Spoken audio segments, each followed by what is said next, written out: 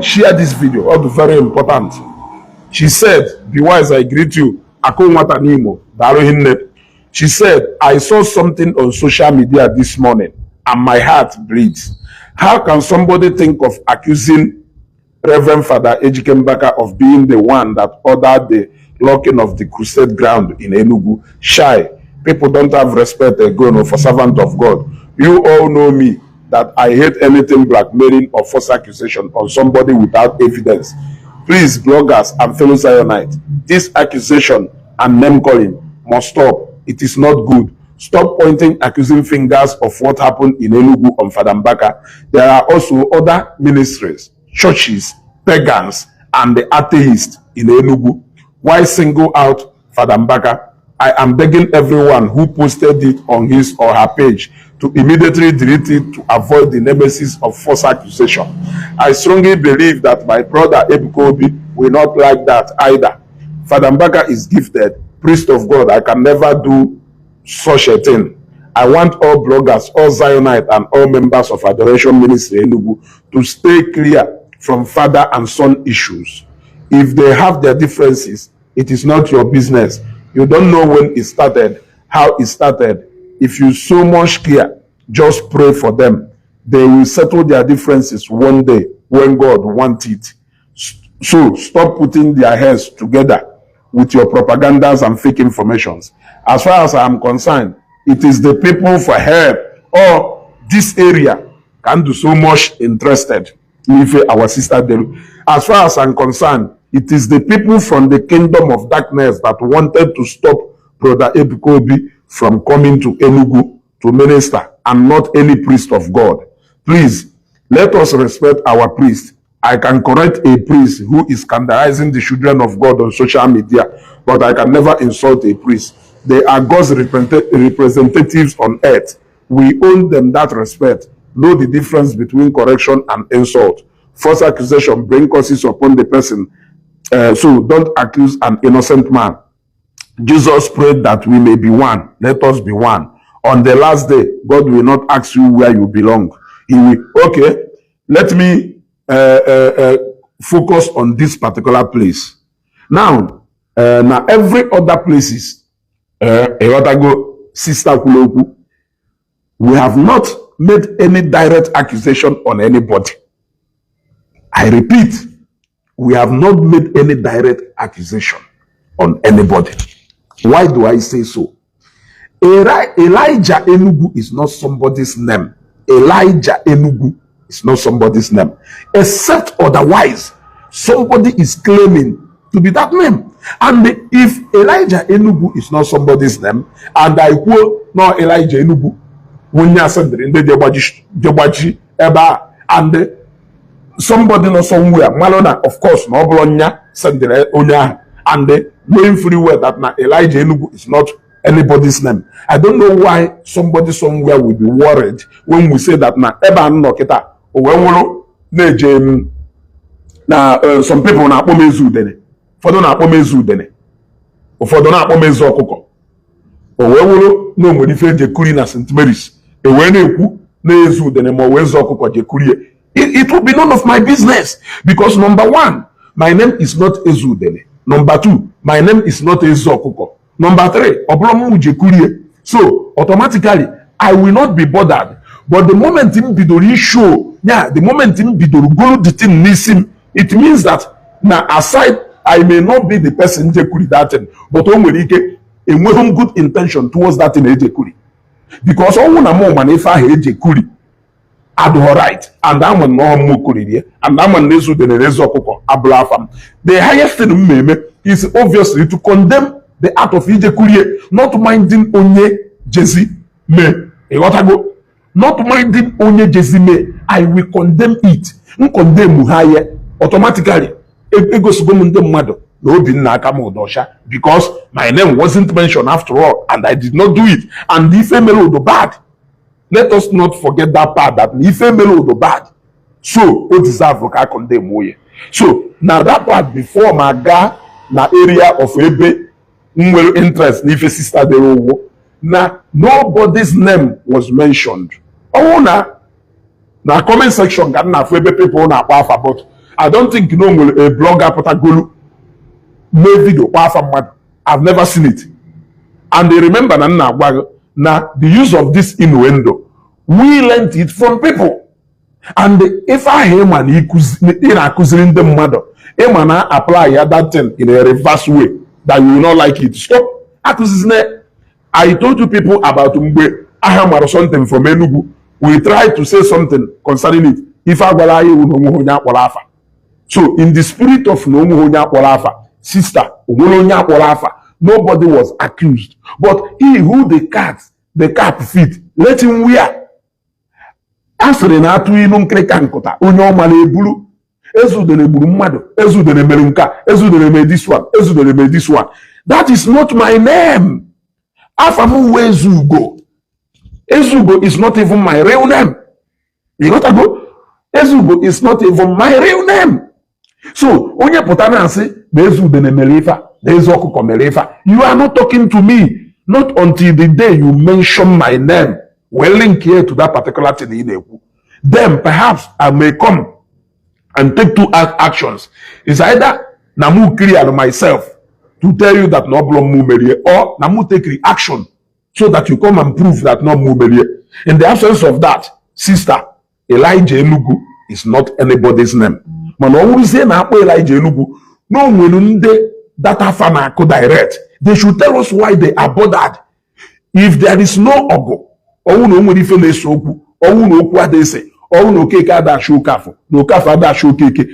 why the mention of that name will even prick anybody. For the fact that they mention no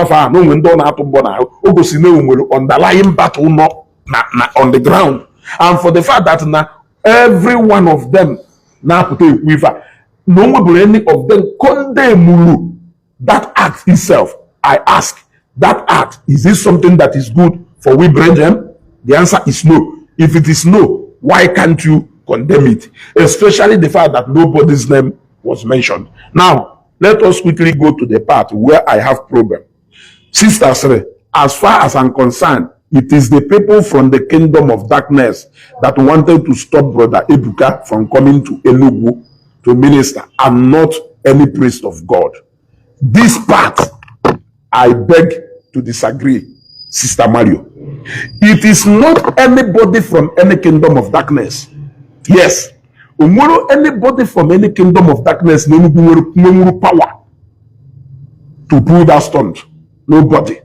Anybody from the kingdom of darkness no power to pull that stunt. Yes. All men of God. You are right by you say that maybe no one will a particular person that it may not actually be the person, but it is not anybody from any kingdom of darkness. No. The opposition, Evangelist Ebuka, they are direct from the church, or they are from men on amount to order. But you may say but based on records, people will their mind they take it to somewhere. Yes, of course. Because if a wish cried in the night and the one in the morning, kelonye ya atwaka. Owulo nesrim na ma ya ado. Owulo nesrim ni yetikpam. Owulo nesrim na ma ya last. Owulo nesrim na mu fake. Owulo nesrim ni ye destroy him. When similar something melum, especially no na your territory. My woman psychology place you as number one suspect. I do wrong. Let us be honest. I do wrong. Umuhonye no no wa. I'm a battle on a fight. Even many people no no wa. My battle in a fight. Etu asoludo no Anambra State. Onye ona ma the greatest opposition no soludo. That is why that when Senator Patrick Ifanyoba died, people started pointing, accusing fingers. Are you going to say now and then I point accusing fingers? Now how do wrong? People no closer to me, and them hand on a close battle like this. Oh, those people, obviously, they never wanted me to germinate. So are you saying that na onwe ife mere mechiri ile na point ya accusing fingers na nda na onye merie na ya say no na ife melodo out of place? Although possible. That is why Yejeku obigo to pure to all men. What is the origin of all these things? The origin of all these things is that namadu na emelo onwe ife ye in order for nowhere decide ya ni ye nyonya hefe. If you have decided to be a cankerworm, if you have decided to be an obstruction, if you have decided to make yourself a stumbling block to the process, to the progress of ministry, who says that similar thing may that na mmadu ayatugaka atugaka if he may we puta equal no name ife do you got to go, but in the time past atugaka if he may we puta he issue more threat n'enu aka na atụ. You see, atugaka ni mere ife a ịpụta kama ihe ekwukwanụ okwu ka onye etelu mmanụ, kama ihe ekwukwanụ okwu ka onye ozi Chineke chọrọ udo, ịpụtakwa issue more threat n'enu nke a na-ekwu n'imere eme. Ịpụta issue more threat, okpotokpo threat. After me, even the mother attack again there today. But to show you that I am not mischievous, I don't need to share that video on my page because now I'm never watch a video. You other go, I'm never watch a video. But na mebu egbarum last year. Manipuga di bohoni yebum. I can continue to use that ni yebum until eternity. So what I am trying to say is that now decide the can do with that video share where that video will still match if I'm in Enugu. Somebody watch that video can as well say, yes, if I'm in Enugu, wonya media. You ought to go. Noella Jewel, unfortunately, Evangelist Bikobi cannot even stop me from if I'm name because of Bologna can name. Share this video. Emma and I may have this kind of a video a disturb video. So share this video. You ought to go. You ought to go. You ought to go. Even because I am not doing it because na because I am doing something that please my conscience. Evangelist Ebukobi cannot even stop me from doing this because his ministry in so that he will understand there. Even now, so Noella Jewel, just not that I want to wash him. You will any choice. Would that I don't watch him? I'm a knee ibunte. Nti amala myself eji anife. So every igana anife neku. You got out. So njepa will do that video in the mother na circulate. Share ye now online. Nje will that video kita share ye online. Nde mother relate kwe people are worship video ambu relate kwe relate to if I made enugu. They will still point accusing fingers on onya. Or also ndị dokai or people in nation. Even though two matayase that day joker. Many people who are anti-Christians, who are anti-church, a lot of them have spoken, pointing accusing finger on the same place. It's not as if no so someday even people who do from the other side of the divide. Yes, even people who see from the other side of the divide are also pointing at the same person. So, as a servant of God, speak the word that portrays whom you are. All this threatening. It has never been on record that Evangelist Ebukobi threatened somebody. Have you ever seen where Evangelist Ebukobi threatened Onyane Ekwifa? He has never done that. He has never even said a word to make a porno or yafa. But this same person even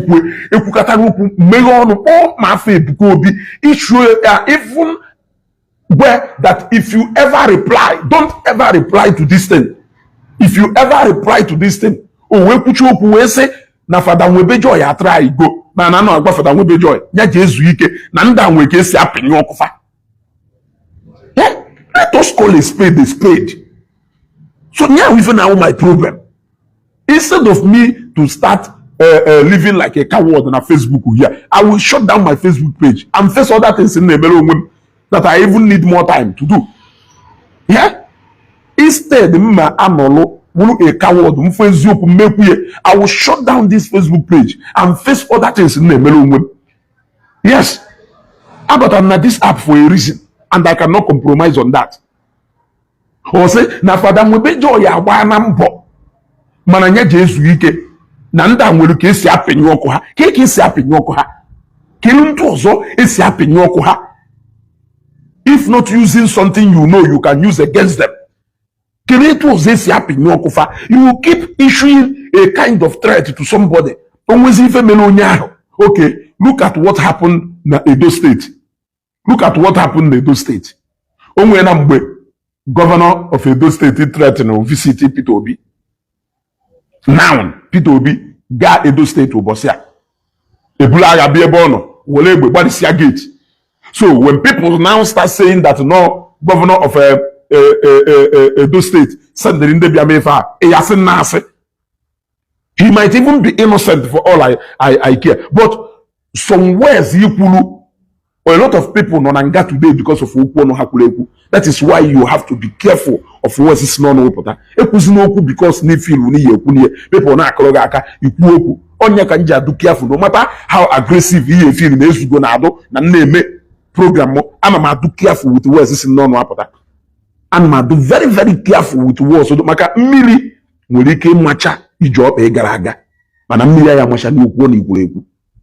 Mmiri mmadụ nwere ike ole marie windscreen moto ye kwara ego yi tufuru business ego na emela aga aga oruzo millions of naira mmadụ nwere ike forget ya ye ewadago mmadụ nwere ike forget ya ye mana okwu ifuru okwu ọnụ ikwuru ekwu okwu ọnụ ịgwala onye ahụ agwa ịghọtago onye ahụ nwere ike onye ahụ ya echefunata onye echetagidoro okwu ọnụ ga chetagidoro okwu ọnụ ga chetagidoro okwu ọnụ ga o nwere ụfọdụ ife ya nwụjekwa ime uchetakwalụ gị ya etu aka o ji wee do suppose especially those people may speak from the altar.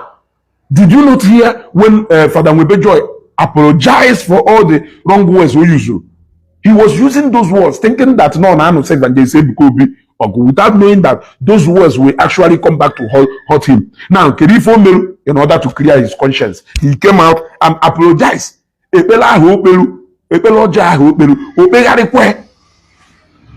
Yes, cause on project because if I only any other thing nango I book ebue n'impuru na ya arụcha ebe ahụ arụcha onwe ife mere ebe ahụ ebu eye ọ ya ajụ na ọ ya eburie ịghọta ife na-ekwu. So sister, with due respect, with all due respect, everything you kwuru I have clarified to tell you that na actually nwere onye na-akpọ mmadụ afa but no somebody ka ọ na-eme atụ ilu nkirika nkụta onye ọmara eburu and iburu ọ na-anịghị. But the part where you said, as far as I am concerned, it is the people from the kingdom of darkness that wanted to stop Brother Ebukobi. No, I disagree with that. And when people from the kingdom of darkness should stop Ebuka, all people from the church, all men from the altar, all Ndoka should Ebuka from Abia Enugu. Yes, Onya na atuaka is because Onya he make go mweye. Odoru no kokanya. No, an enemy to Zion that he can do and undo just to make sure that Zion doesn't go far from Ebono. So people will look let him carry it. The only thing is to come out and say, no, I did not do this. But we know how we to say he gotta go. But for the fact that he doesn't want to say anything. Fadokunere came out immediately and said, no. Because I'm a big congregation, and if not because Nanyana, Ebukobi, people can as well accuse him. You see, people can as well accuse him. Huh? But he came out and he condemned that act. So, somebody,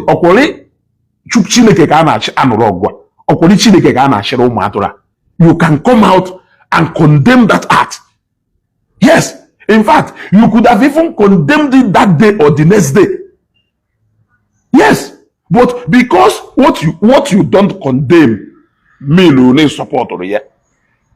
In hegemony. If I condemn me no need support or yet. You want to go? So that is why people are pointing accusing finger there. Even though I know that a name wasn't mentioned, like me, if I'm all Elijah Enugu, if it is going to go Elijah Enugu, Bulu, and even man, if it is go follow Elijah Enugu, if it is not go Elijah Enugu, or only man, if you like consign, why are you getting pissed off? Can you remember? Not even him, because I don't think he has reacted to that, because obviously, Romana, now for Elijah Enugu. I don't think name will go a recent video about reacting to that, because he knows his name has not been mentioned.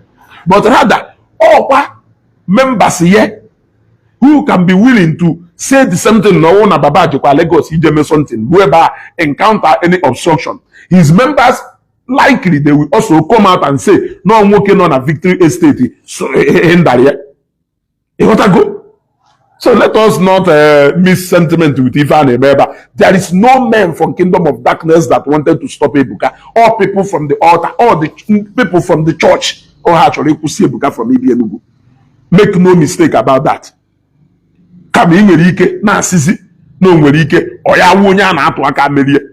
You can say that. Say no, but it's no man from the Kingdom of Darkness. No. That one was strictly a fight from the altar, from the church, or from the church. And we all know that not from the church. Kelonya they far from the Kingdom of Darkness. Who is that? Onya see from the Kingdom of Darkness, Shone no go. Chisala danu nde no enugu achose. O go chisa nde no enugu. Oshopu sigodu nde no enugu nya na ha do resident. O we wuru onye nke ya bia for one day na. Oh, nde no ya no. One day because of one impression. They don't want anybody, they don't want that impression anywhere. You want to go on the now so territory or territory can so if I wait for so only see from Kingdom of Darkness will enough wahala already every day adoration on Kanaba, adoration on Kanaba, Ndanaba.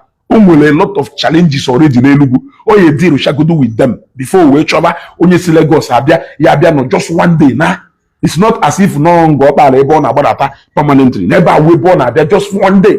So territory can also if our territorial challenge, they don't want him to come to Enugu and prove to them that no more people in Enugu. That is what they don't want. Yes, they don't want him to come to Enugu and show. Yeah, go see her because they will know Jelungo Pala. No, but an object Enugu. Now, no, the crowd don't ever ye no winning a massive turnout. That was just all. What they don't want people to see is the fact that this guy can actually come to Enugu and pull a stunt. Territory can you he has own territory with only gonna ya hemo fife? I'm a generator like this. Onye na-eloche abịa ka mụ na-ememe competition. Ana m ele cement. Onye na-ele ahụmako abịa ka mụ na ya ọrụ na the same line. How can what I am doing affect what he's doing? If na ebe mmadụ na-abụ anọghọ na the same line na azọ line. Yafwe on the na-eme ife ị na-eme feel threatened by the speed you are moving, or how they appear after you. So when they say accuse you, man or yourself can accuse the Kingdom of Darkness nanka. Okay, Kingdom of Darkness aka ha docha. Matthias nando to aka ha docha. Usomwe hono. Owo Matthias nwo gburu bialo na be ha bia make crusade mmadu 12 abia nwo. Owo nya ya command mu and we malo that na if I bought in a press. Agba ndị mmadụ sị ha na ọwụ no governor Mbaka nyere instruction by himself say use na that stadium. Udi security ayi ekpusa na stadium a, udi DSS ya na stadium a, onwudo nye ya bịa an inch close to that gate. Ọwụ no governor Mbaka nyere direct instruction na Zion cannot use this facility na Enugu. Udi security ayi ekpusa there. Onwudo nye ya atampani. But not because Nande Merifa, Jeruzo, machineries of state, show her influence here from Commissioner for Sports. They may not have the power to command Commissioner of Police to release the number of police officers who will resisting the crowd. But no governor. Governor can give Commissioner of Police instruction direct. o deploy your troops there. Well, army brigade in Odia, yeah, instruction, they deploy your troops eba. Who among personnel carrier ni whoever, one year abemuni whoever. You want to go? So let us not all only develop no ma 1 or 2 person na government. Onya pere that button.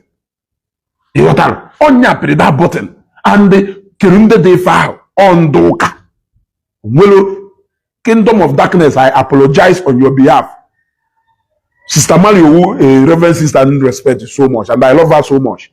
Man, I apologize. Yeah? I apologize. Because if I was if be as was in a Kingdom of Darkness, I apologize. You people should forgive us. How can we be calling you people? It is not your business. What business you know where we are? You people should forgive us. In fact, forgive me. Leave my own sister. I love her so much. Leave my sister. But forgive me on sister's behalf. Because Mangalona, Ohunu Mary, Nde Mary Mungweha. You want to go? Nde Mary Mungweha. Aya dunu hika. Mana neku, odoka asina mama even neku. Aya dunu hika. Condemn muye. When you condemn it, you have gone a long way to prove a point. Kefa humelo maka. Efa humelo maka. Nde ministry ana apota na comment section na kwugare na akonu na kwueri ka ndebu ebuwadisi. Na kwueri ka ndebu wadisi. Efa humelo maka. Hancha ni support efa humelo. They wish emakoko ya ado. Emakoko ya ado. Emakoko ya ado. Na owolo na efa ahụ meru. Ọwụ na ife ahụ meru. Ebe ahụ ka ị ka afụ ndị mere ife ahụ ha pụta openly. Woluzie wee bragba. Ịghọta ife na-ekwu. Ọwụ na ife ahụ na ha succeediri mee ihe. Ebe ahụ ka ị afụzi ndị a na-asịghị na nke me ịfụzie ha na comment section ha pụtazie na agbaghị na ọkwụ na afụgo na ike kike nọ. Ife ahụ adazi agbaghị ụnọ ọkwụ na afụgo na emere ike kike. Ọkwụ ụnụ sịrị na onye a ya eme ife a mee ife a. Ọkwụ na afụgo na-egosi gị na adị na teritori ya. Na mmadụ nọ na mmadụ nọrụkwa o chekwa na ọ ya esi for Lagos bịa bịa mefa ọkwụ na afụgo n'ike ka ike ka ọ nwụrụ na ife agalọ ụnụ aka afụ the real faces of people not behind the family. Ịghọtago?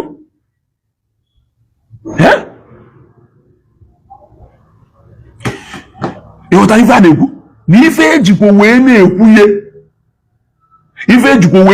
ife awụ because na ife aplanụrụ ife a awọkụ nwụta na ọnwụ na ọwọkụrụ ọ ka awụ itizie vidio ka ime dis broadcast ihe emesi ife ya ada afụ na ọkwụ ndewere ahụ na ọnụ kara aka nọ na aka eme n'elu na ahụ na ọkwụ edifit go unu na ọkwụ na-abịago onye dị etu a gosi unu na mmadụ karịrị mmadụ and ekwuwe ya ifu onye ahụ onye kwuo ọ ya like ka o claim that glory ka o wee gosi na ọkwọ ngwarago na onwe ha ebe level ruru mụ na ọnwụ na ha succeediri ha ka apụta openly gbarụ na ọkwụ na afụgo na onwe ha ebe level ruru onye a na onye a.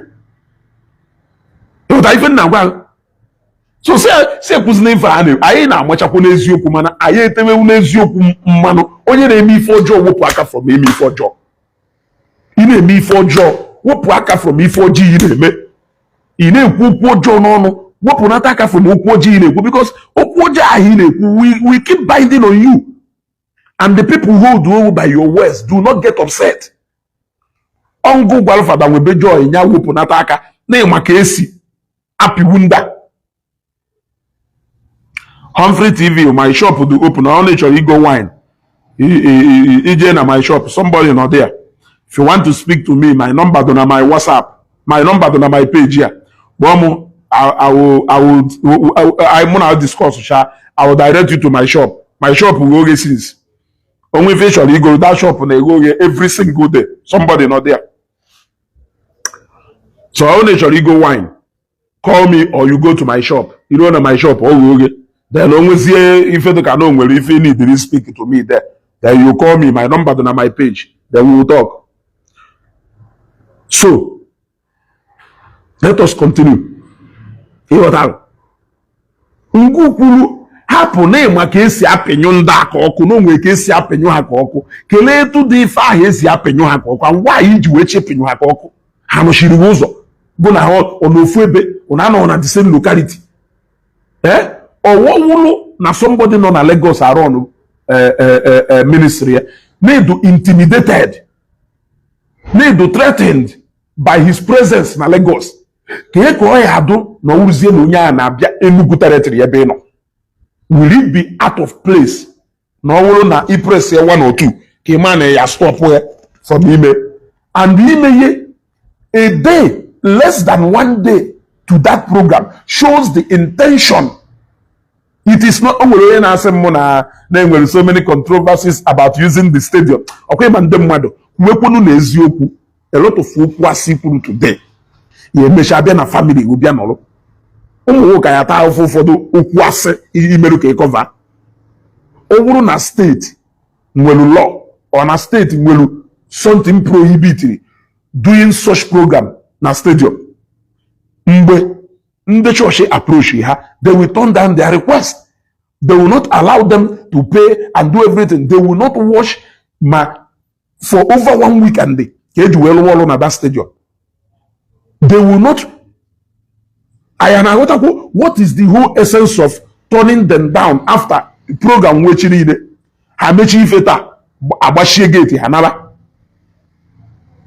Only for people to start arriving. They found out that now Abashi gate Abashi. Nde say trife say tisha ife po. Unu never handle no. Ha say trife ha say tisha. Ona man go na people ye be they arrive at that stadium by that day. O mecha ye po unu je Abashi si ebe niile. Barely a night to the event, because no man at that time no nya ye nwe problem from organizing another venue. Unu devela ahụ no na cripple go nya. Okay, number 1. No governor of Enugu State. No governor of Enugu, government of Enugu State. Or no any other person from the kingdom of darkness. What is the essence of trying to safeguard that environment of Enugu town?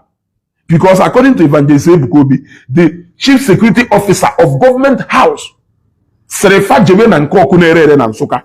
Jeme Nkoku na-ere do na Nsụka. Ọ na ọbụlọ n'Enugu ka ọdụ. Ọbụlọ n'Enugu ka ọdụ. It's a question.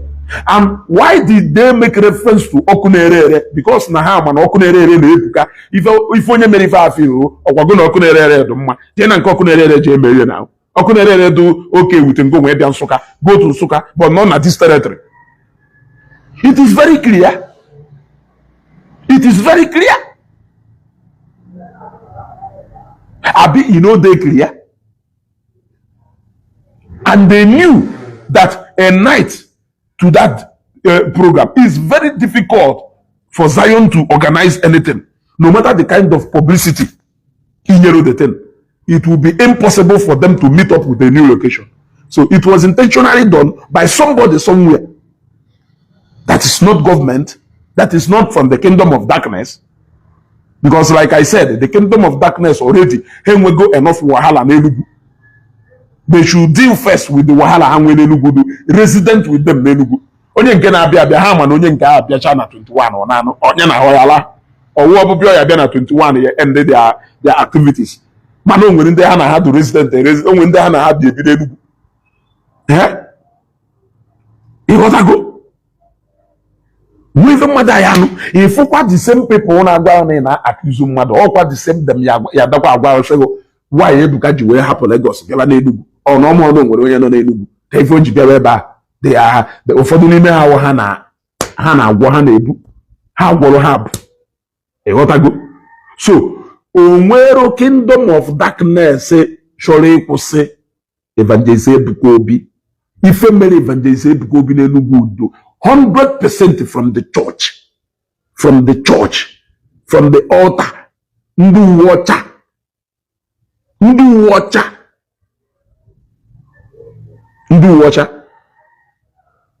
All na governor your instruction order from above on anyway. All na governor your instruction say use na stadium. Nyeke we mepe stadium use way.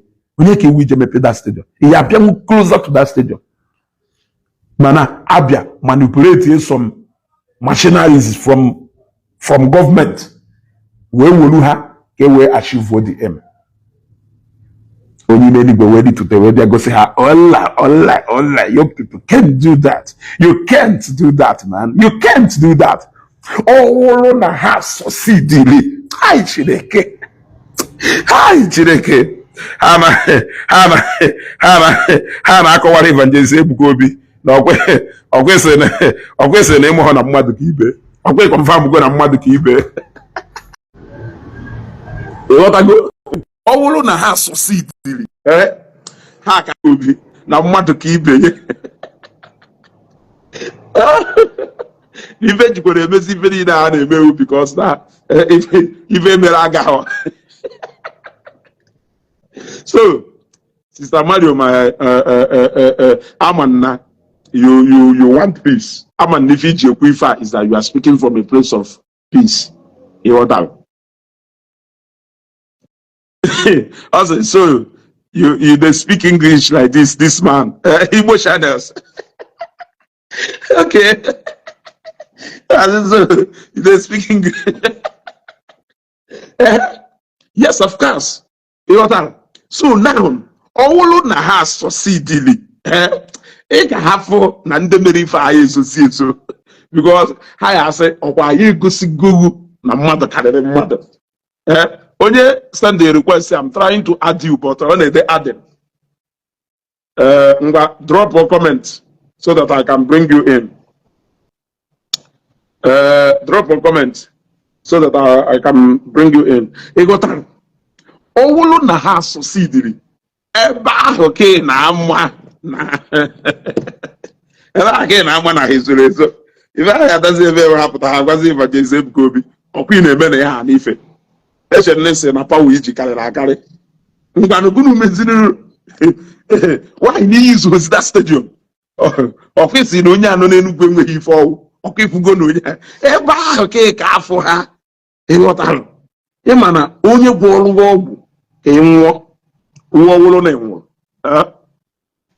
ọ pụtazie wee gwarazie ndị mmadụ na ọkwọ na-eme na ọha ala ife ọkwọ sị na ọmụhọ na mmadụ kee mana ọ gwọrọ gị ọgwụ ahụ o wee wụ na ịsọsi die ịghọtago nyanwa nwere ike isokwu sefụ nyanwa nwere ike isokwu sefụ na akizu sefụ na ị na-agwọ ọgwụ ịghọtago nyanwa nwere ike isokwu na akizu na ị na-agwọ ọgwụ ịghọtago so mmechakọrọ ife niile ewu na ife melu evangelist Ebuka Obi n'Enugwu abụrụ ndị nọ na kingdom of darkness and I will apologize properly to them. Mmecha amara m na need mmanya ka mmanya m ebute ka ọ ghara ịwụ na m ụgba aka wee je apologize to the kingdom of darkness. Ịghọtago mmecha m need ịchọ mmanya mmeji wee je apologize to the kingdom of darkness only because no one of the favorite reverend sisters na respect so much. Ịghọtago and amụkwanụ n'okwurie from the place of peace. Ịghọtago ọ ekwue ka o wee mee ka maintain peace among brethren mana the fact wụ onye a na-ahụrụ onugbu o kwetakwana nọ ya aṅụ onugbu ahụ a na-ahụ onye ahụ ị na-achọ ka ime ka udodu onye ahụ kwetakwana n'udo ya adụ ọwụ na-akụ ịgba ọgụ esi onye ị na-akụ ịgba ọgụ n'afọ n'aka ọkpọ don't possible na odo onye ọwụgo na ya anya ikweje ọgụ onye ahụ na-retreat ọ dịrọ possible. Every of their actions point towards the direction na ha ya emefe. Every of their actions point towards the direction that they can do that. Yes, even the words ha na-use gosiri na ife a na ha ya eme kedu ife mụnwe wezugo ya ejisisi na ha emeghe. Ịghọtago ha asịzie na mụ kpọrọ afa mmadụ ha ga-egosizie ebe akpọrọ afa because na onwe onye akpọrọ afa or anybody can ekwuchara say no nwere ndị afa ha wee Elijah n'Enugu onwe ndị na-aza da Elijah the real people na-aza Elijah apụta ọdụ bịa kwuo okwu na onye Elijah abahụ n'afọ na-apụtara ekwu okwu o wee wuru inu ahụ ndị Igbo tụrụ nna agwa ụnụ na ọ na-eme atụ inu nkịrịka nkụta onye ọmala eburu thank God so okwu ka ya ada ekwu iwe nwa ka nsi wee karịa iwe nwa ka nsi wee karịa sọsọ ozu a ka ya ada akpọ ya you cannot do more than ji agwara agwọ you cannot do more than okpe Enugu ada ebe a ịghọtago if you do more than okpe Enugu ada ebe a atọwasị ya ngụ rie ugbo agụ wacha aka wuru mmiri nyoda agụ nye na afọ unu chegharịkwa anụ from ajọ omume unu jụrụ ajụ a ministry do na Lagos una na onye Enugu na-akpọ ya anya kiri ebe ife bidoduru kere ebe with the origin of ife meru kere ife with the origin kere ife bido this particular thing na mmadụ kwuru okwu nye some utterances from pulpit ebe ọ na-ekwu okwu instead of oya abịanye clarification. A clarification could have settled all this. O biko nwanne m ije ụwa na m kwukonuru ife ndị mmadụ na-eche na ọngụ onye nna agba. I used example of mgbe Evangelist Ebuka Obi ha Zion Ministry acquired a portion of that mountain of fire balụ na their facility na Lagos. After ha acquired ya Evangelist Ebuka Obi wee insult to ndị mmadụ wee sị ha wuruzie ọkpa jee kwapụ agada agbachiri ụzọ. People started twisting the narrative. Bloggers mabata did to change way the thing. Evangelist Ebuka Obi wee nọrọ wee nene wee fụ na ọwụlụ na o mechie ọnụ na ndị mountain of fire nwere ike misunderstand ife ahụ o kwuru because na already na bloggers echange way there. So na ọwụ na o mechie ọnụ na ndị mountain of fire nwere ike misunderstand ya against peaceful something emelu onwe ha and obi ọcha o ji wee nye that prophetic declaration onye go and pull down that wall of Jericho. People will hear so no mountain of fire with the wall of Jericho. But if I do prophetic, what did he do? Did it cost him anything to call a press conference?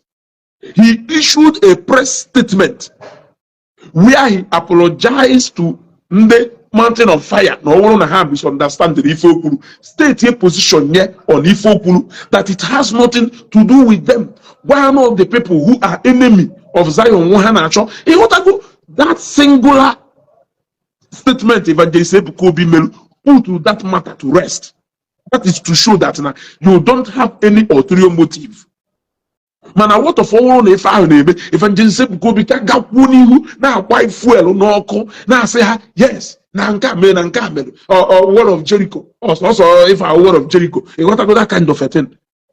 O nwere ike that okwu ka ya daringa between mountain of fire and the Zion wee ruo and the higher regret gido ife kpatara ha ji wee wuru that property were in the Zion. That is peaceful approach.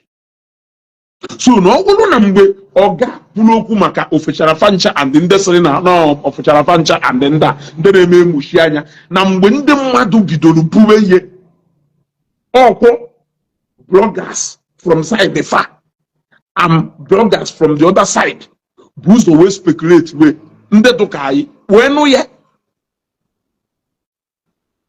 wee kwuwe ihe wee mee first video mmere mgbe ahụ wee sị for the sake and the interest of peace.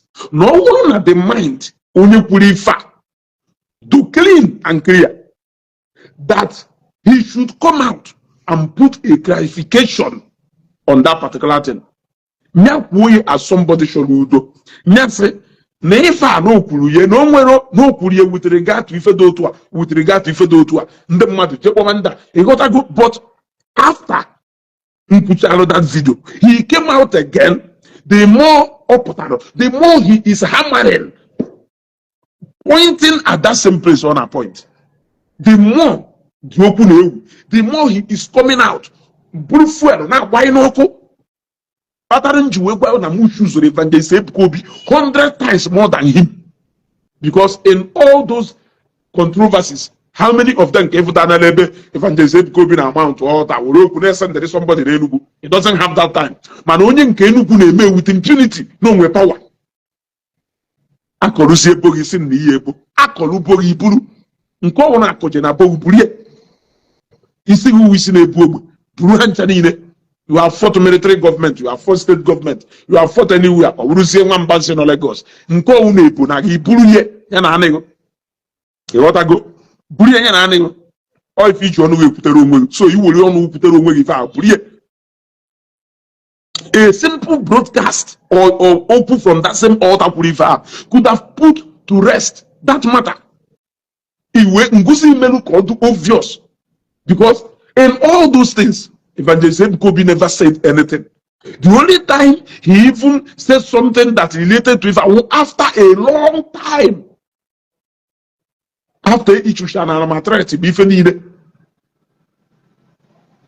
Wepia put something, konye issue threat a mesi for you. No say puchalo say, and I'm gonna reply if I'm gonna reply if in that particular video, I was Evangelist Ebukobi afa. Somebody who has never mentioned your name, you went ahead and mentioned his name because of Ife, other people on the side didn't. That is to show you that you can have evil against this man. In with grudges against this man. Only no grudges against this man. I happy if I hand you say if I bloggers. You won't even have the mind to start saying no nya and sort bloggers have waver. It's number Evangelist Ebukobi. Have I ever spoken to him on phone? Have I ever even seen him one-on-one? Yeah? Have I ever seen him one-on-one? It was Messi wage number billiard. It was Messi bofu billiard one-on-one. It was Mona billiard desibo pana phone. Even the pula okwase can ngari frechinine. Mo can ngari don't do beyond the ban. Mane is you kun follow can nebu. It has nothing to do with even name Basalo VDM and Bilod has nothing to do with Bilod. It has a lot to do with correcting an impression. Maybe VDM. So I have to take a good and sense side so that I can be able to push that message. That is exactly what I am doing.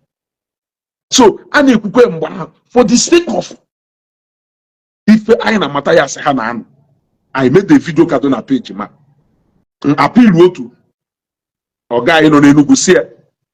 Ngo bidoli fa. Ngo ya happen yo ye. Imalo na ebe people na point okwu gatu. Ebe in send this message. Wolukwo onugu clarify ya on the matter. And the GA will not shine where rest, yeah. Because you know that at that particular time, and when a lot of people go to media houses. Not media houses, bloggers say Campolo against Evangelist Ebukobi. Nifi email is a food. History blue beefa. History ni brunia beefa for them to successfully use it. For these people to be ashamed to keep feeling we made these people. For that, clarification to that thing, wafa no bulobe ikuloku ke ana ewojoku. Na blow it out of proportion. No one name what genuinely no bigu. Now that message is sent there. No back on it. That was the beginning of fallout of Mona Wiku. Because I remember na East. Na bia uno na one of those occasions where I spoke with him even on a moto for more than 1 hour. Okado na messenger. For more than 1 hour. Yes, for more than 1 hour. I spoke with him on phone. You want to go? Yes, I spoke with him on phone. Eba ka nyanwa soku. Nwe ikuku soku mgba we kọwala mo na akpọ hafa. Na onye nwoke Enugu kpọrọ afa. Ifla godo na. Ifla godo ni fa ha na-ekwu. Now over the time I remember saying video with that akpọ mmadụ afa. Nyanwa so kwa say nwe problem with even though no onye akpọrọ afa. So nko na akoje ko nwoke Enugu nya burie with full chest after all no say no nwe ife is okwado isi na ebu ogbe yere ngo ye bukwa keta owo na nke ahụ obu akari yana You want to go? So I have just said or stated the genesis of Ebife Nemebido. Koya winenezi malo. Only said to go out that you must see to the end of this ministry.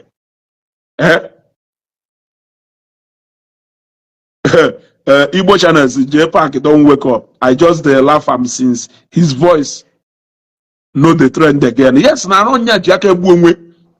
If I na-ekuzi na trend zikarizie nke. Hey, what I go? Remember those days? Ofiru n'onya ji media east ya n'aka. No ife onu okwu na na-eme. Kita na-emezi okwu nya na few people na anọrọ ya. Onwere onye na-take ife na-ekwu serious. And onya ka nji agwa unu. Be original in a create content in a create. Be original. Don't ever do something.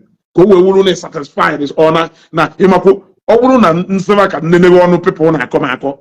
Mande nka mma. A lot of them are in with different agwabo. Mande ya wagora okwu gwachasịa okwu. Inene onye agwa okwu derechi onye agwa okwu. Efuna. Onya.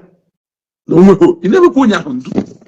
Onwu orusie ye asemo ekwukwo no open endorsement. Asa ekwukwo na endorsement. We malo jidekwu a lot of contract media n'aka. We malo na I must not do what you like before I can get that endorsement. Yes. Now, if I can as well fetch me that endorsement. But a lot of them do misbehave with them because I remember we could say that you need to balance something. A balance here, a balance here.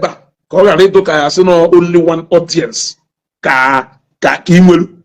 Today now I say no below or was it the same source of Zion on Zion puzie or was it Zion on amazing kemekuna mposo maka bekere chukwu oga mposo maka bezenko oga ife Zion asizigo or was it Zion ka na-ekwu na na-etiri mkpu ndị ekwusiri na-etiri mkpu karịrị akarị. Even from nowhere Kesh came into picture to the point that Kesh even visited my hometown. So you know, yeah, well, I'm very happy now. Obronsis Zion and the Zion can that is a proof that you can stay original, provided name and intentions good to clear. You must get to a village. Is power. So can I really deviate away from even Nebu? Can I really deviate away from even Neje? I tried to. I made first video, second video, third video. On the fourth one, come put her out. Yeah? Come put her back out. Where's your going to if I wala mumawe? Well, more Johnny no anime with that dollar. Let's go this, let's go that, let's go this, let's go that, let's go this, let's go that. You want to go? Akuna nde ụfọdụ kwuo na no nwere onye gwara ha ife ha kwuru. I can beat in my chest. We put no onye gwara nkwu ife mkwuru. Now every single thing mkwuru mgbe ahụ we ife mkwuru out of my own conviction. I'm still saying it how almost 1 year plus later. From my own conviction, nobody gwara nkwu ife ekwuru m ife niile mkwuru. In fact, every single thing I have said within the Battle of Zion, anybody, I said it. Madaya aha gwa mi fe ndekwu. Mana we nwere ike ịkpa nkata, but you cannot tell me if I'm mekwu. So every single thing ndekwu obolo man enye nya nwere ekwu. You gotta go. Owo na modo after something. No nwere ife na chọ ka enye m. That is the only way. Mmechi shobazie okay ka agwa m ife mmekwu ka ya nkwucha ya enye m ife mmeme. Ime advert dị iche. You gotta go. Ime advert dị iche. You gotta ife na agwa. So, o refuse oju. No yet clarity to even Mumba only because no one know that particular ministry no na Lagos ko na agwa.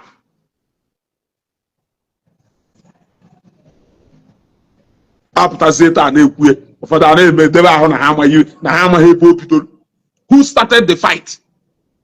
That is the question you ask yourself. Or we bido ọgụ etiwuo gị gbawa ọsọ.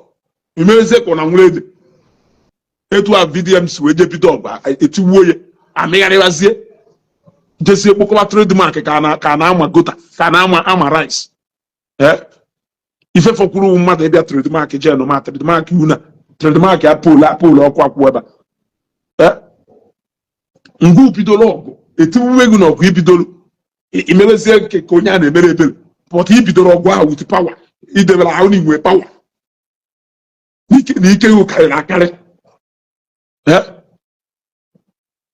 etiwuwezie ego imebezie ka emebere gị ebere ka sympathy n'ime sympathy a ị na-eyuzukwa some words dụkwa very strong and hard some words like isi fada nwebe hapụ na ịma ka esi apịnye ụdị ndị aka ọkụ keluke ịpịnyu get a lot of people mana nke a dị very difficult for you ịpịnyu ịghọtago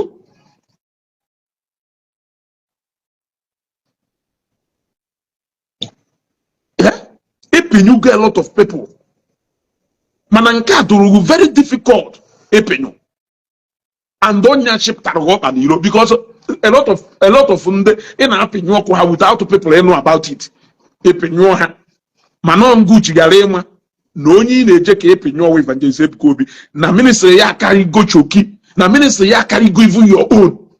You cannot reign forever. No champion reigns forever. Yes, ye reign forever. Oh, a wise man. Oh, a wise man na anọlụfụ na ọ na-eme n'ogbe na-eme n'obodo ịpụta n'obodo kịta asị na onye ahụ nya nwere nnukwute ego n'obodo o nwere mgbe ekele ji chukwu a ọnwa na-etiri ọra na-eme ọpụta etu a ọgaranya niile nọ na Nnewi a na-ekiri ihe but today ekele nwere dị n'ọdụ ndụ tata ekele ya amalugo na ụfọdụ ụmụazị nọ na Nnewi a na-ene ya anya mgbe a na-akpọ ya daji agafego ya n'ife a na-eme. The right thing to do ịnọrụzie kpebezielu ụmụazị ekpere ha gaba n'iru na ife awụ legacy idebelu and need very happy na ụmụazị awoje legacy a na-ewoge na-ebetere aka ịtara ya ka ịnụsa nwa ahụ goje nene the whole past governors ewu gọvanọ iwepụta nya awụ gọvanọ mwepụta Mr. Okeke oge tenọ na-agwụ chọọ ka mmeye ka ọ wụrụzie gọvanọ ka ọnọchie ha m ewe mpụta ka m fight ya majority of all the people who marry face disgrace so na nke ngige ka ha succeed n'anya Adam olu oge gọvanọ so ma power ha onwe so onye na-emenye nwike chụrụ amaechi chumie na Rivers State retire ndị bibu na Edo State emerie so many places retire the whole godfathers niile nwere. Yes, Mayor man Oyo State. Yes, retire all the godfathers needed. Because only I will see governor. Ichokwa ki go see ya. Even though na your own time ichi power gago. Ichokwa ki go see onye man on nyaji batting together. Na no ya no gido under you. Otro possible. Nya we fene so okwu. Gwa no mi fene so okwu n'obodo. Obo ọkụka na-eso okwu. Ọmụ ya aka. Kongo ya aka abawa mba bido n'ili isi from inyi isi mmadụ ejewe nga n'obodo ọ bụ ọkụka na-eso okwu ọkụka na-eso okwu niile nwee ife ọzọ pride ọ bụrụ na mmadụ hapụrụ a place of pride je embrace humility biko no na mụ merụ video last Sunday wee na-ekwu maka ndị sịrị na ha awụ ndị ọfụchara fancha na ndị omechara fancha biko na ọfụchara fancha ife dị otu a na ọhụ onye dị otu a Ebuka nwanne m ọ ya adọrọgụ na mma na ọkwọ ndị si from kingdom of darkness akịta our lovely sister Mario na-ekwu na ọkwọ ndị si from kingdom of darkness achọ ka ha bịa were opportunity a wee tụọ ọgbata ufie n'etiti nwanne m wolukwa ọnụ ahụ eji wee si Ebuka bi kedu ka esi wee kwue do not fear wolukwa ọnụ ahụ wee si Ebuka nwanne m biko ọ bụrụkwa nkụka it will go a long way. Ndị mmadụ amalụ na ọha Ebuka ka ị na-agwa mana imeri otu obvious you kept on hammering o wee do obvious na Ebuka ijezie wake up the sleeping lion ebe ọ na-alaha ụla ichezie na ya anakpu ifiruzie na ịmụ ya ọkụ a instigate Ebuka ọ wụrụ an object of caricature onwe ife ndị otu mata ya sị ha na ụfọdụ ndị eji ha wee mee ewere Ebuka meme karikachọ na Facebook ị nọrụzie dụna ọ na-atọghụ ị na-edenezi ka eji ife ikwulu wee na-anụsị Ebuka ọgụ were ife ikwulu wee na-atọri Ebuka ijezie kụgọọ n'oche ofu ebe ọ na-atọghụ ife niile a wee wichaa ewee buruzie wee bute na ya ọkpụ ndọmọtụ ịstandị nwa ozi half of ife ahụ ịlapụtara afọ Ebuka n'iro ewere Ebuka mee ịstandị nwa ozie eburuzie ebi ebe ị nọ ishuwe tret ebe niile ishuwe tret ebe niile ishuwe tret ebe niile. So part of that threat ndị mmadụ kwuo n'ọnya ka izekutu n'Enugu agwa upulu nke ebu na buru ihe n'iwu isi na-ebu ogbe ekwu na ihe enwe withdrawal method n'ọsọ ahead ahead ka ị na-aga gara ahead ahead ma nọgata ije na-anụsa Grace ọgụ a na-ekwu kedu kingdom of darkness nwere liver n'Enugu onwere kingdom of darkness long leg ya karịrị isi be pụta iro kedu who is that kingdom of darkness ka m drive kịta jewe Enugu je meet that kingdom of darkness ka m mee ya alụ onwere kingdom of darkness nwere ọnụ n'Enugu kingdom of darkness niile nọ n'Enugu nwere big mouth and short hands na Ogwo Lord. Kingdom of darkness niile nọ n'Enugu ha ncha niile nwere big mouth large mouth and short hands. Onwuhu kingdom of darkness nọ n'Enugu nwere ọnụ. Go. So block kingdom of darkness. Aye man de merie. So ha pụta ifo ha ma ha na-ede kirikiri. Ọhụmụ ka ị na-emeri kirikiri. Ụfọdụ n'ime emegide na kirikiri ike gwụ ha jesu ike. You cannot fight truth. You cannot fight truth. Governor Obiano Litu wuru power hand their soludo over. Na kpụrụ onwe ya ugwu and respect Obiano nwere na Anambra State today. Wuna nyana soludo adasị ya. Mana ebe downfall Obiano ka esi wee bido na Anambra State wu na ọwụrụ na odebela ahụ n'ọnya ha ndị soludo power dị afọ na ọ ya emenwu soludo ife ọ ya eme ebe a ka downfall ya aka esi bido ebe ahụ ka downfall ya aka esi bido.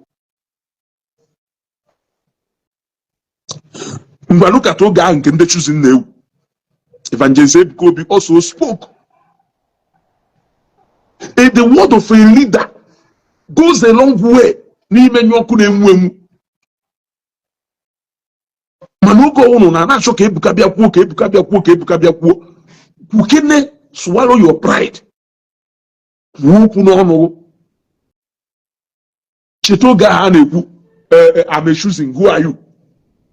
Evangelist Ebuka Obi cautioned the Zionites against jumping on that thread. The video on Facebook. He cautioned the Zionites against jumping on that trend. That is how a leader should carry himself. Anyị pụta ime eme na ya anụ ife ịpụta ime eme na okwu ga ekwe ekwe okwu ga ekwe ekwe supposed iwu n'ime Chineke ọhọ n'ebe ndị ọzọ niile maka na ụbọchị amụrụ dike na mba ka amụrụ ibe anna dike na abụ ofu ya karịrị ibe doesn't even matter na ebu ụzọ mụ dike nka before amụọ nka. It's possible na ebu ụzọ mụ dike nka emecha overtake dike nka a na-eme ya eme ịchọ ọkpagharị ya n'eje jụọ ime onye nna Emeka ọfọ mana ime Emeka ọfọ ime onye nna Ekene dị Chukwu mana ime Ekene dị Chukwu etu a ka o si wee dụ ọzi nna epụta milion na-achọkwari nwa mmụrụ amụ ọkụrụ na akarị onye kụrụ ya. Chineke emego nwa nwee leg nwee ọkpa ega places ebe ọkpa ga agaghọ. You should be happy. You should be happy. You should be happy. Ka ha wee nwee ike respect ya.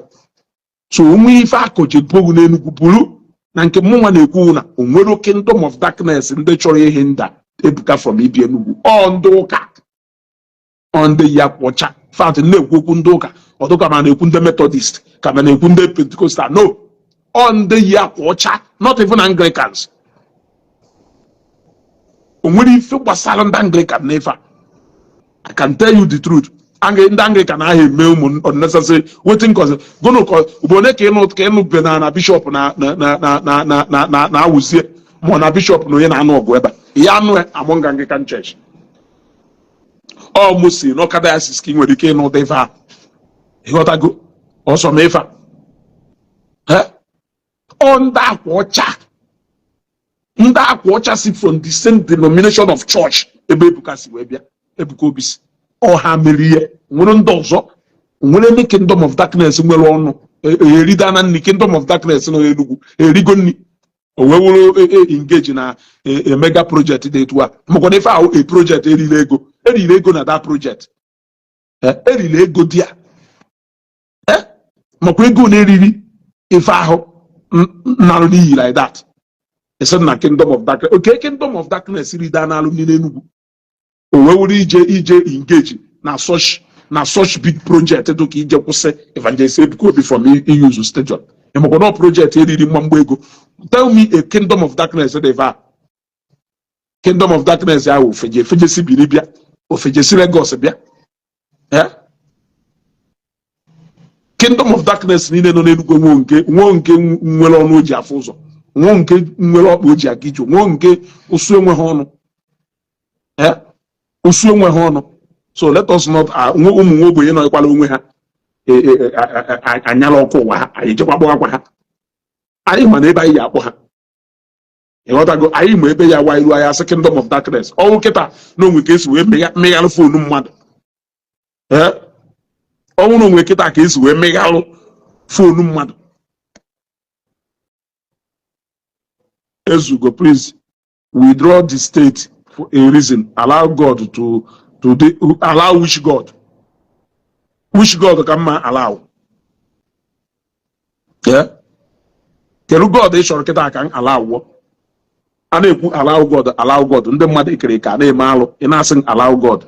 Yeah. Chukwu mmadụ ka o ji alụ ọlụ. Kedu ife o jidara aka gbadata bịa meela anyị na-awụghọ tụrụ mmadụ ka o ji alụ ọlụ. Ọ maka na mụ na-ekwu ka mmeji wee allow God. Ife niile ọ na-emere anyị ọhụ mmadụ. Ọ nwụrụ nkịta anụ nwere ndị je meghalụ fonu mmadụ. Asị gị na kingdom of darkness. O isu fonu mmadụ ka ha nwere ike ime. Ụmụagha anaghị aha ka kingdom of darkness nwenere power ịkpa n'Enugu. Or he pulled that stunt of trying to stop a mega crusade from the God's servant evangelist Obi. Kingdom of darkness nwere ọnụ nwere osu nwere ọnụ ime nwere osu nwere ọnụ enweghị oliva ọdago enweghị oliva ime. Cornelius Amam ngo nwanyi nwere aka ọrụ wee nọrọ ebe a na-efolu ife na-ekwu ka two jobless people nọrọ here mụ adụ jobless edo jobless ka anyị nọrọ ebe a na-ekwu na-enene ịnaji ntiri were ekwu ka ngụ nwatiri were enene. Ife atọ ọdụrụ izi mmadụ igege ikwu ekwu dị izi mana ọ mmadụ igege webe nsogbu na wedo. If over 70 people no at the same time here now watch, you think it's easy?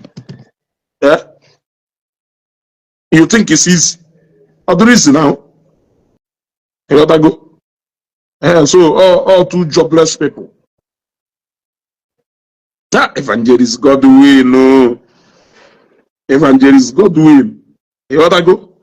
At least I'm very happy now. Within this time of this program, 3,300 jobless people also go and watch here, including you. You gotta go. Oh, then go allow God that that's how you know. If allow God, if you reach evangelist go beton, when say allow God. Oh, my God, I said with the kind of that man, no, but so about so you beg a porno, yeah. We respond to one of you. Obosaka career unya yawo. Owo evangelist go be ewupụta time fight onye Enugu. Etu onye Enugu si we fight ya carry onye Enugu na agugo. Ke ife na agwa m ekwu onye moto mmadụ agbadere ka ọgụ. Agwa gị sokwu onwe gị iwe. Owo no wupụta time and energy fight onye Enugu as much as into onye Enugu si we fight ya na carry onye Enugu na agugo. Acknowledge na God the place go mmadụ higher. O ife ya emeghị na acknowledge. Iji ime agwaghị mgbe o bidoro. Iji ime agwaghị mgbe o bidoro ife. Who says is how long? It is how well. Yes, you can do something for 10 years. Mmadụ agbagota after 10 years. Not call out of that. Ọ na-eme. It is not how well. Yeah. God of Owofunye Koya they use we can erase ministers we wrote that. Yeah. Ije nuke. If even Chukuji Father Mbaka eme, Ije na Nsuka, if even Jokunere eme, Ebia na side Nnewi ya, if even Jodom Miri eme, Anna Mapokon de Catholic yo, Ebia na side there, if even Jawuzie, if even Jishadi Kobi Emmanuel, Christian Chukwanoha, mention their names. If you mighty things Oji had Chari name, or Wofunye Koya there is. Yeah. Na Father Ede Wichana, Pete Dano, na Father Ede Wichana. Na evangelist Kobi ewu chakwa Father Ede kana afu ye bo na apụta bịa go na aso onye kana ewu jono nwenu Father Ede okwo na echukwazi legacy ugboro ne ka ifuda na alụ Father Ede pụtagolo na nya na mmadụ na azọ onye kana ewu gwanum na ifuda na like ifuda na ebe Father Ede pụtara nya na mmadụ na azọ onye kana ewu yafu ebo melu Father Ede na kpuru onwe ifosokwuru unu na anụ ya afa n'elu izu a hada iwu n'ọnụ nwoke mmadụ na kpuru onwe nọrụzie na-emere onwe ya ife na-eshukwazi legacy mmadụ na ahụ maazị umeto ka nọ na-eme ife ọ na-akpụrụ onwe ugwu ya ụdụrụ ya nọkọta nụ Father Ede sị Father Ede jigara ese Father Ede sị Father Ede jigara ese jee nene ndị niile ha na onye unu na-ekwu ife a mmerụ ministry almost the same time after that jee nene fa yafu ebe ha na-apụta nwee time mana ngonwa ka chọrọ ka iwuru old soldier that never die. You still want to be the old soldier that will stay and reign forever. Is it even possible? Ụmụazị ume ụmụazị energy only na-emenwu fasting 40 days before ihe emenwuzi 40 days now because of age mana o nwere ụmụazị dure dị ịta 60 days ebuka ụtụtụ ebuka Monday ebuka Tuesday ebuka every time ebuka ọdụka ebuka awụ the only man of God nọ na Nigeria Adeboye ha nọkwa onye depụ ha na ebuka ebe niile simply because na ọgụ na anụwa gị ime ụlọ all the very sad and bad no people nya na-esi from the same faith the same Catholic faith nwa ha na fight ya ndị fada all how ndị na fight ya Anglicans enweghị any business with ebuka Pentecostals enweghị any business with ebuka obi all Catholics all ha nwere problem with him agha ezinụlọ how is the kingdom of darkness now unless na Catholic a na kingdom of darkness because now man know how ndị na fight ebuka obi ụfọdụ n'ime ha not all ama nnọọ ha onwere onye Anglican bishop nwere time ebuka obi onwere in fact Anglicans they can even go to Zion no dile na ebe a onwe ife concern ụkọchukwu onwe ife concern ụkọchukwu ebe ka ụka Sunday Anglican priest ole ka ife da na-alụpụtalụ n'ọlụ na-akọ ife afada nwebe ha na-akọ give me one ofu nọ katachi imisi step ya ka nna ha akọlụ to order from nwanne nya because ọ chọghị imisi step ya o misi ha step kịta ụmụazị akparịa ya dọọ egwugwo na Facebook okweta na ọ na-eme ihe ọdago so gbanwufu Anglican or Pentecostal pastor efuda na-alụpụta na Facebook sị ebuka obi even ndị Pentecostal pastors na-eto ya eto ndị Pentecostal pastors na-eto ya eto. So tell me one Anglican priest fudanara evangelist ebuka obi as a threat even na Lagos ebe ahụ before evangelist ebuka obi to popular etu a brother Frankie Anonibe Peter Ndecheha shook Abraham from Sembat Deliverance and Healing Unit na agoda ejena crusade je wasa almost obodo niile do na Eastia ebe ha na-eje ebusisi alụsị before evangelist ebuka obi we today ya no ebe Peter Ndecheha na-ekwu okwu ya no ebe pastor evangelist Frank Adonibe ha na-ekwu okwu ya afọ ebe Chuks Abraham ha na-ekwu okwu ndị agha na-akpụ n'ala onwe ha nọrọ na-emere onwe ife ha na-emekwala onwe ha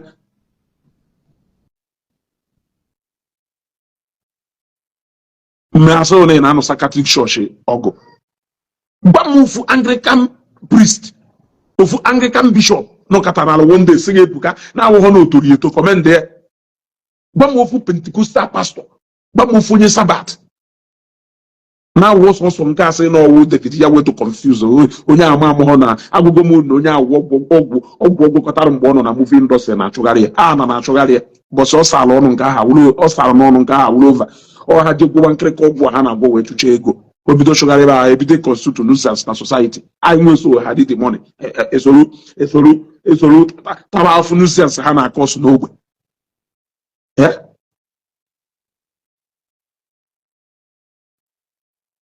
ịghọtago so ọsọsọ nke aha ọha anụ enu amụhụ nọ Sabbath ka ọ na-eje amụhụ nọ iche ife aka ọwụ onwe onye ma nọ Anglican onwe onye ma ebe David ya wee wụrụ anụ enu wụrụ anụ ala nwa dịka amahụ ọsọ onye nke ahụ dị confuse mma onye nke ahụ wa n'ụtụtụ agwago m ụnụ ọgwụ ọgwọrụ ka ya eteke 50 years iji wee bụsịsị ụbọchị damanụ ya adụ free ụbọchị damanụ ya bịa Zion ọdụ free and ọbịa Zion nya kwụgharịba mana otherwise tell me any other pastor or head of church from any other denomination that has ever come out to insult Ebuka Obi or talk down on Ebuka Obi. Also the Catholics, Catholic priests, Catholic brothers, mention them. Mboze Catholic mother say you are fighting Catholic for who? Fighting Catholic as how? Mother Mary Obloye Catholic. A lot of Catholic priests in their respect. Are they not Catholics? Yeah? Are they not Catholics? Yeah? Tell me. Yeah? Ụmụnne niile ụmụ nwanyị 4 n'ime ha nụrụ di Catholic, also 1 nụrụ onye Anglican. 4 n'ime ha nụrụ di Catholics. Also ofu n'ime ha nụrụ onye Anglican. So how can you tell me you are insulting Catholic? Catholic for what? Why in insult Catholic? In Agwangono.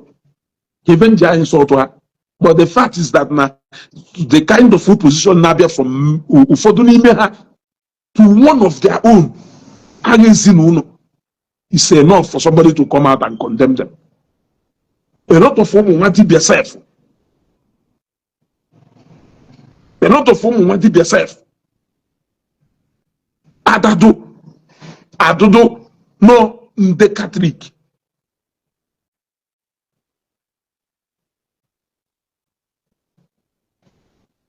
Socket okay, just I'm very happy now. As many as we know ma ife debelo na picture. Nke nwere ike wolo call them. All call them ye megu. Ibido from beginning. Gekini ife na-ekwu ebe a gechasịa ozi ọma na-esi ebe a echi niile mpụtakwa ọzọ ịbịakwa kọọ nem ihe ebidokwa n'isi gegidokwa gechasịa o nwere ike one day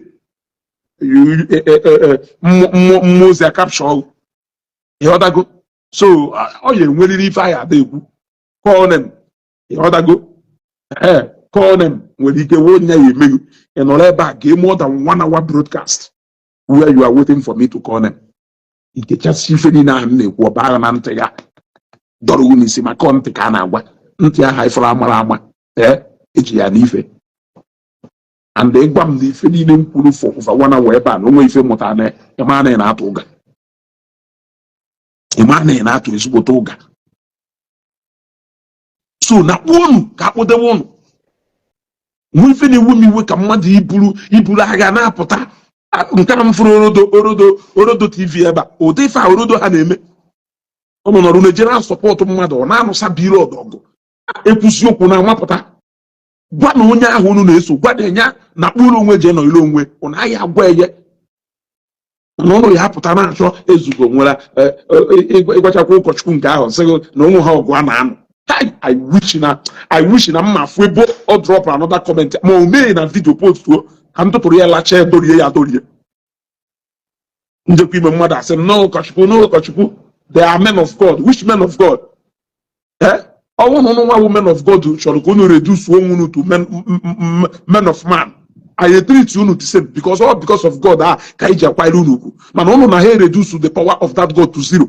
If that God doesn't have power, why should I respect some of you? Somebody like Father Ugu reduce a whole Christianity to a club by telling us that we don't have any reason to pray. Now government, which man of God, okay, I go to that God because I want that God to do something. No government, so can even respect. Even respect. So no man of God do the wrong way. No, a man of God can attach a power to that God. No, we respect him because we respect God. Man, get your power from that God to put a man. I drag here as a man. So henceforth, a man, a woman of God, position well as man of God, so that we can respect you as man of God. The moment you choruka, you will like Gwando na nna ya enweghị ife ọnwụ. O nwere ike ọnwụ na ife eji na-atụ egwu maka nna ya. Fụta n'ebe mmadụ na-atụ egwu maka nna ya, na-atụ egwu na o nwere ike o mee ga anything, nna ya apụta ngụnwa wee weruzie ọnụ wee gwa people na o nwedịrị ife nna ya chi na nna ya enweghị ife ọnwụ. Ọhụ ndọrị ka ya adọrọ iwu because ebube nna ya ha kpuchiri ihu. And not the same thing with most of these reverend fathers na-ekwugheri ife ha na-ekwugheri. Amụhụ na ebube kpuchiri ha na respect ha na-enye ha today because of that God. Epụtazie were aka chozie ka ireduce that God to shaft. It's not na people ka ya dey that respect. Onye ji enye that respect already, ịgbago people no more power. If God has no power to answer prayer, why am I still respecting you as a man of God? Only they represent, he present again all the weak, he present again all the powerless. If you say that go power, can I command the respect? It's not possible. So I need to unana hote ba neje. Unana hote ba neje. Catholic Church cannot handle or deal with such people. Problem. Father Mwebejoy cannot talk about those people. You cannot talk about those people. Look at Father Angelo Nebu. Ebu na mmadụ ekwu na against Christianity. Ojebere onye ahụ enyi. Onye ahụ were ezigbo toy ọkwake. Ebu na ọfụna a na-ekwu against ụka. Olu ebe anya na onye ahụ nwụrụ ọkwaka. Does it mean no olubo oge Catholic Church ya arise? Ostracize those people. Gụpụ ha from them. Ka ife a ha na-eme ọwa ife usoro okwu n'okwu. Evangelist could be now problem even if it takes you colliding with the devil just to fight him, you don't mind, provided you take care of him. I'm a query. Come put up one.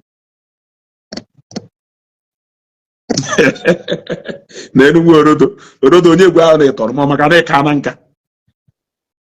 Onye gwa na etor many of you na bia jondo onya ka unu ji wee ka na nka ụsụ chere unu pọchara mmadụ unu na bia jondo pụtanụ from ajondo unu na ebi ịghọtago Orodo TV unu na bia jondo onya ka o ji wee do ụfọdụ n'ime unu kwụ na atọrọ m atọ ifuru ọkịta ị na-ego mfụ na nwoke na aha mmanụ ifiruo na ịtọrọ m ịghọta ife a na-ekwu ifiru kịta na ịtọrọ m maka na nwoke na aha mmanụ na-ete mmanụ na nwoke do fresh mana o nwere ike kịta mụ na kwuo eji mụ na kịta ọwụrụ na mụ chere go 3 years or 4 years ịghọtago o nwere ike mụ na kwuo kịta ka eji anyị efu na o nwere ike ọwụrụ na mụ chere go 3 or 4 years ụfọdụ n'ime ụlọ nwụcha ụmụazị ịghọtago ụfọdụ n'ime ụlọ nwụcha ụmụazị 2013 mgbe 2012 2013 mgbe anyị bidoro hawa akpọkịrịkpọ ụfọdụ n'ime ụlọ nwere ike ka na-agụ ahụ n'afọ n'afọ ụfọdụ n'ime ụlọ ka nwere ike ọ bụrụ mgbe ha ka unu jere fes pọ unu jere ụfọdụ n'ime ụlọ anụzụ ewe ihe gbarataba n'ụlọ maka na unu na-emesi ụmụnne ụlọ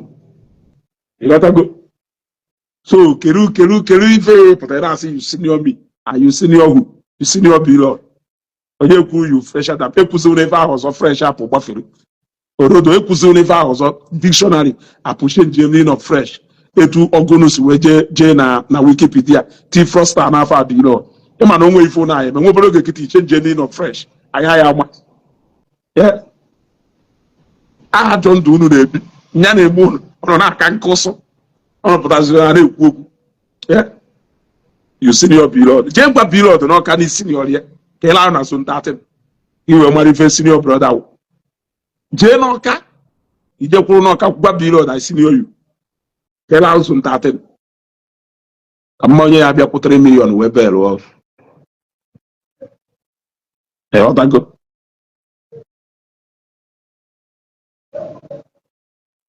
Please, let not accuse anybody.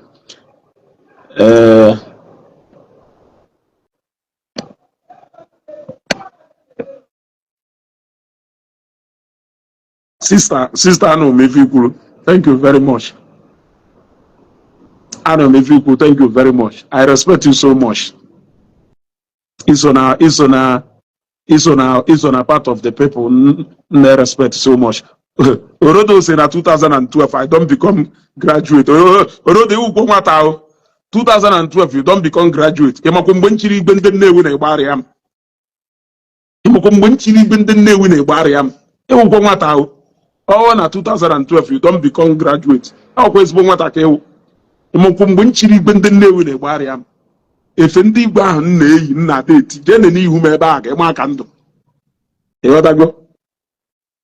Jee n'enu ka ịma aka ndụ na ahụ. Ekwuru na ụfọdụ n'ime unu wụcha ụmụazị unu bidoro fụwa ụwa ụbọchị a. Ịghọtago? Echetara m mgbe ụfọdụ na-eme aba plenu jee obodo oyibo a na-eme ezugokwa ịnọ na Naịjirịa onye a mee travel. Ma oge ha jechaa Dubai. Dubai ndị dụ ka m jechara first time na 2013 ọhụụ na mụ je bi ebi ka m je biri chụọ ego nọ na mụ jere ịzụ afịa ọkwụ na ejere m ịzụ afịa nzụ afịa na Dubai na chiga back to Zambia ọkwụ nya m bido jere 2013 onye jezie na 2020 something aya ma nụrụ ife unu niile ka wụ ụmụazụ unu ka na-awụ ahụ n'afọ mana nna agwa onye na-aya ekwe onwebụghị ife unu fụrụ orodo nwa orodo onwebụghị ife fụrụ you never see anything mana ihe ekwe unu ka na-afụpere iwu afụpere mana ọ na-aya ekwe so nna agwa unu okwu unu adazi na-ene mmadụ nọ a bag of experience na-ekwu okwu mmadụ na-ekwu okwu like o nwere ife mere somewhere your brother na ndị mmadụ na-enwe okwu na ụka about clash of interest ngụnwa wu onye unu pụta ịghọtago pụta from ebe isi wee pụta bịa ka ị bịa help outsiders wee fight ya your brother ụkwọrọ ya nụwa ọgụ ahụ gụcha ọgụ ahụ one day people ye use kwa that behavior werukwa wee get ya back to you iwee bee so you should be careful a ghara use you as an insider wee nụsa nwanne gị ọgụ o wee nụsa onye nke gị ọgụ or ka i betray your friend or ka i mee something because a lot of things anyị na-eme today because we want to fight somebody we later come back to hunt us ọhụntụwazie gị ịjụwazie onwe gị kere ife mmerụ that is why anyị ji adụ careful na na-eme onweghị ife m kwuru na Facebook a nna apụta echi niile regret ba jee chekie that is because ana m study ife niile ọfụma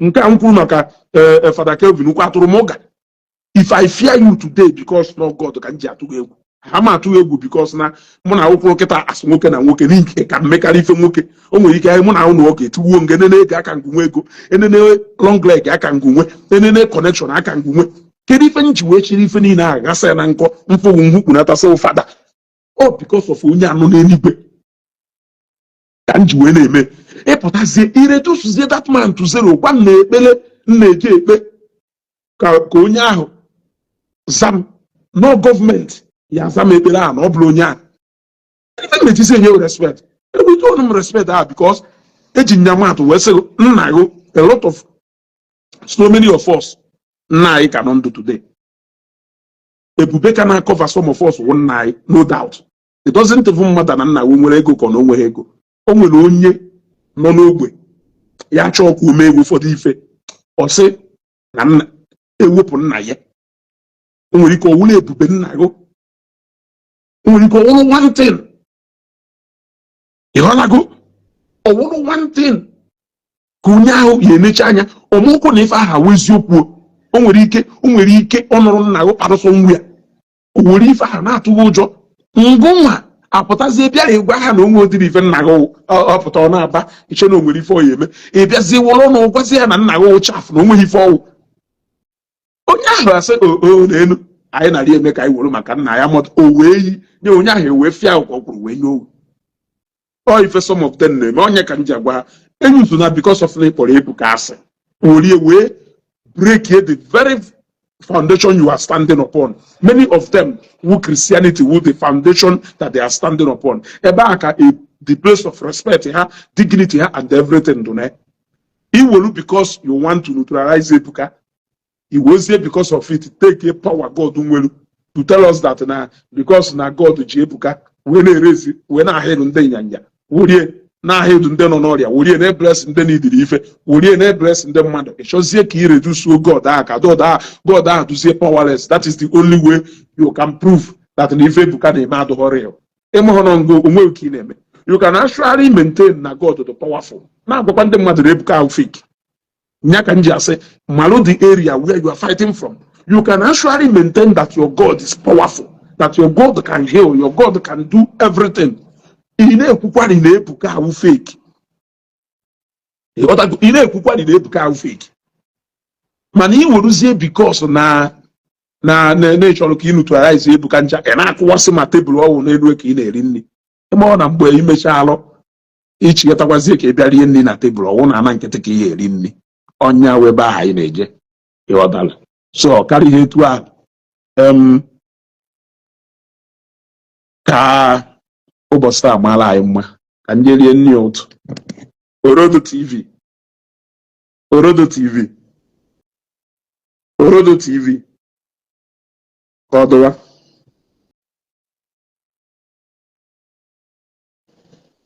Mana ụfọdụ n'ime ụlọ pụtara na Facebook ụfọdụ n'ime ụlọ gwuo mmiri mmadụ gwuru mmiri eriwo ịghọtago akwụkwọ na na-eme Facebook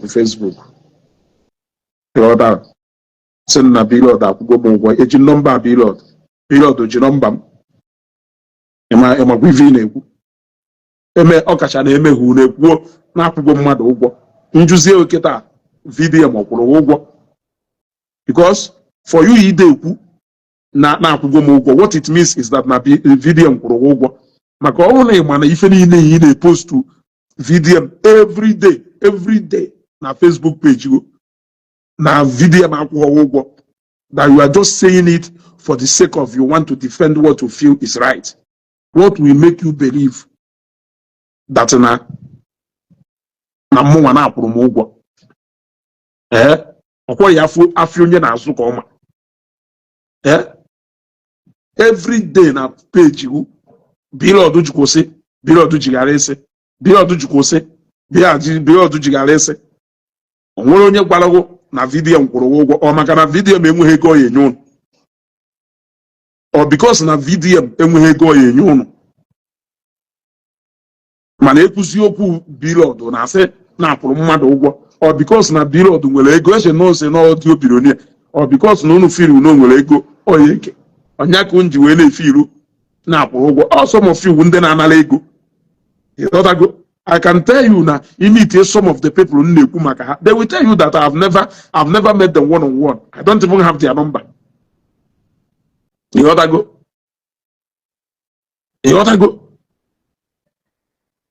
So that is it.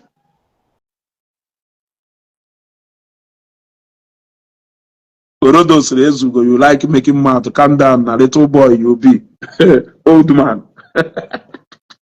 Old man I'm left here from right. You other go. Especially post some go one maybe with regard to if I name video. Nature you go for the name me fele mana. One need if I name you can educate in them man. You other go. If you look at trademark, you can't even go and make your own research. Go and make your own research and come out based on your own research. Cannot make a research on your own. You cannot make a research on your own. No, you're not but I will you if you want to buy camera.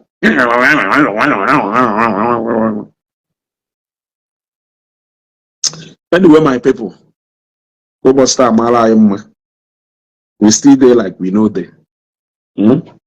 Dalon.